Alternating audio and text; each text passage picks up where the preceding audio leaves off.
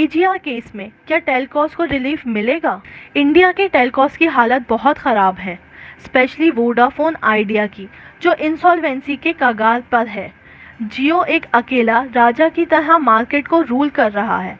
इस मामले में एक बहुत इंटरेस्टिंग फैक्ट सामने आया है। सुप्रीम कोर्ट में केस चल रहा है और एक लेटेस्ट हेयरिंग में जज ने बताया है कि अगर इंसॉल्वेंसी और बैंक करप्सी कोड के अनुसार टेलकॉस ने इंसॉल्वेंसी के लिए अप्लाई किया तो उनका पूरा एजीआर ड्यूज वैनिश हो सकता है। ये बहुत बड़ा न्यूज़ हो सकता है वोडाफोन आइडिया एयरटेल के लिए और शायद आरकॉम के लिए भी। क्या है इस खबर के अंदर की सच्चाई? जानने के लिए पूरा वीडियो एंड तक देखिए और चैनल को सब्सक्राइब कीजिए। ऐसा और भी वीडियोस के साथ जुड़े रहने के लिए बेल आइकन को प्रेस कीजिए। अगर आपको घर बैठे पैसे कमाना है और शेयर मार्केट में ट्रेडिंग करना है तो आपके लिए बेस्ट ऑप्शन है एंजल ब्रोकिंग का डीमैट अकाउंट। यहाँ आपको पहला साल अकाउंट मेंटेनेंस चार्जेस फ्री मिलेगा, मिनिमम ब्रोकिंग चार्जेस और फ्लैट 20 रुपीज़ डील, और उसके साथ आपको मिलेगा स्पेशलाइज्ड रोबो ऑर्डर की फैसिलिटी, जिसके ज़रिए आप एंजल ब्रोकिंग का special artificial intelligence driven predictive analytics system का फ़ायदा ले सकते हैं। ये आपके एज, सैलरी, आपका प्रेफरेंस के हिसाब से आपको बता देगा कि कौन सा स्टॉक या इन्वेस्टमेंट प्लान आपके लिए बिल्कुल सही होगा। इसके अलावा एंजल ब्रोकिंग इंडिया का नंबर 1 फुल सर्विस ब्रोकर है, जिसका मतलब ये है कि आपको special advisories and portfolio managers जैसे अलग अलग एडवांटेजेस मिलेंगे। तो देर न करिए और डिस्क्रिप्शन में दिए गए लिंक पर क्लिक करके आज ही एंजल ब्रोकिंग में अपना फ्री डीमैट अकाउंट खोलिए। क्या है एजीआर? एजीआर का मतलब है एडजस्टेड ग्रॉस रेवेन्यू। ये एक फी शेयरिंग मैकेनिज्म है गवर्नमेंट एंड टेलकॉस के बीच में। आप पूछेंगे कैसा फी शेयरिंग? 1999 के बाद टेलीकॉम और इंडियन गवर्नमेंट के बीच में एक डील हुआ था कि टोटल रेवेन्यू को सरकार के साथ शेयर किया जाएगा। इसको कहा गया था एडजस्टेड ग्रॉस रेवेन्यू। इससे पहले तक टेलीकॉम कंपनीज को सिर्फ लाइसेंसिंग फीस देना पड़ता था सरकार को, लेकिन 1999 के बाद से एजीआर की डेफिनेशन को लेकर 10 साल कोर्ट में केस चला है। एजीआर की डेफिनेशन सरकार के हिसाब से ये था कि सारे core and non core telecom revenue minus roaming charges and cancellation charges में सरकार का हिस्सा होना चाहिए। मगर टेलीकॉम कंपनीज का कहना ये था कि सिर्फ कोर टेलीकॉम रिलेटेड रेवेन्यू में ही सरकार का हिस्सा होना चाहिए। इस मामले में अक्टूबर 2019 में सुप्रीम कोर्ट का बड़ा फैसला ये आया कि एजीआर का डेफिनेशन में core and non core revenues दोनों आएगा। इससे इंडिया के टेलीकॉम सेक्टर बहुत बड़ा चेंज होने के चांसेस हैं। एजीआर ड्यूज किसके कितने? Indian telecom regulatory authority TRAI के हिसाब से टोटल एजीआर ड्यूज हैं 1.19 lakh crore. So far, telecom players have paid rupees 25,896 crore. The balance payment of rupees 93,520 crores remain due.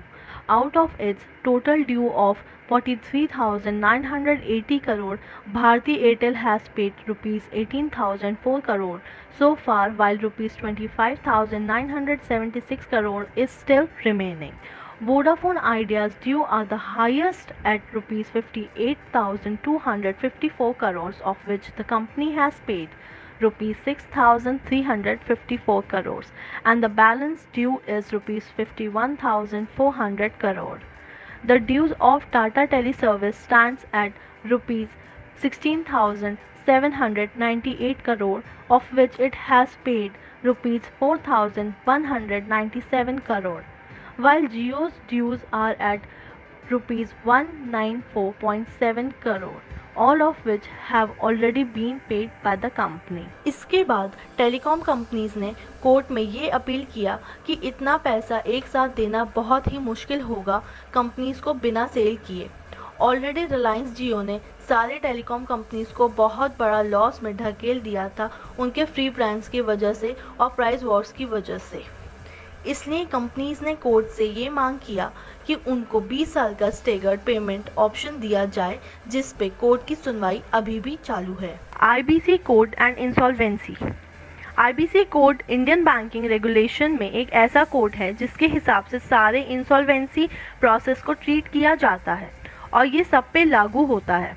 कुछ ही दिन पहले आरकॉम अनिल अंबानी की कंपनी ने ये स्टेटमेंट दिया था कि उनके पास इंसॉल्वेंसी प्रोसेस के सिवा कोई ऑप्शन बचा नहीं है, क्योंकि आरकॉम पहले ही बैंक करप्सी अनाउंस कर चुकी थी। आरकॉम को अनिल अंबानी के बड़े भाई और देश और दुनिया का सबसे powerful business person Mukesh Ambani ने टेक ओवर किया था और रिसेंटली उन्होंने 195 करोड़ का पेमेंट किया था इंडियन गवर्नमेंट को, जो उनके हिसाब से उनका टोटल एजीआर ड्यूज था। जियो की तरफ से उनके लीगल काउंसलर का ये कहना था कि जो कंपनी को उन्होंने एक्वायर किया है उसके एजीआर ड्यूज की जिम्मेदारी उनकी नहीं है। इसी के बाद इस मामले ने सुप्रीम कोर्ट ने ऑब्जर्वेशन दिया, क्योंकि अगर ऐसा हुआ तो वोडाफोन आइडिया, आरकॉम और बाकी कुछ कंपनीज इंसॉल्वेंसी प्रोसेस के अंडर स्पेक्ट्रम को बेच देंगे और उनको एजीआर ड्यूज देना नहीं पड़ेगा और फिर गवर्नमेंट को भी एजीआर ड्यूज का कुछ भी नहीं मिलेगा। ये पूरा प्रोसेस और कोर्ट प्रोसीडिंग का कोई मतलब नहीं रह जाएगा। इसी वजह से कोर्ट ने ये ऑब्जर्व किया कि इंसॉल्वेंसी प्रोसेस के दौरान स्पेक्ट्रम का सेल नहीं होना चाहिए। जब तक टेलकॉज अपनी एजीआर ड्यूज को पूरा चुकता नहीं कर देते, तब तक इनको स्पेक्ट्रम बेचने के परमिशन आईबीसी के तहत नहीं देना चाहिए। इस पर कोर्ट की सुनवाई चालू है, लेकिन ये प्रोसेस अगर इम्प्लीमेंट हो गया तो फिर ये एक बहुत बड़ा धक्का होगा इंडियन गवर्नमेंट के लिए, जिसको एजीआर ड्यूज से 1.19 लाख करोड़ मिलने की उम्मीद थी। लेकिन दूसरी तरफ अगर ये आईबीसी के अंदर स्पेक्ट्रम बेच दिया गया तो शायद इंडिया के टेलीकॉम सेक्टर में बना हुआ प्रेशर निकल सकता है और ये सेक्टर फिर से अच्छा परफॉर्म कर सकता है। देखना यह है कि कोर्ट इस पे क्या फैसला सुनाती है। हमारी नज़र बनी रहेगी, आपको भी अपना नज़रिया बनाए रखने की ज़रूरत है और ऐसे ही वीडियोस के लिए चैनल को अभी सब्सक्राइब करें और बेल आइकन को दबाएं। अगर आपको इसी तरह के अपडेट्स या फिर स्टॉक मार्केट से रिलेटेड कोई भी नॉलेज चाहिए हो, then you can definitely go to our website and check our courses. And जो गिवन लिंक से एंजल पे अकाउंट ओपन करेगा उन्हें एनबीएसए की तरफ से 50% ऑफ मिलेगा। So keep liking us and subscribe to our channel. See you in the next video. Bye bye. Take care.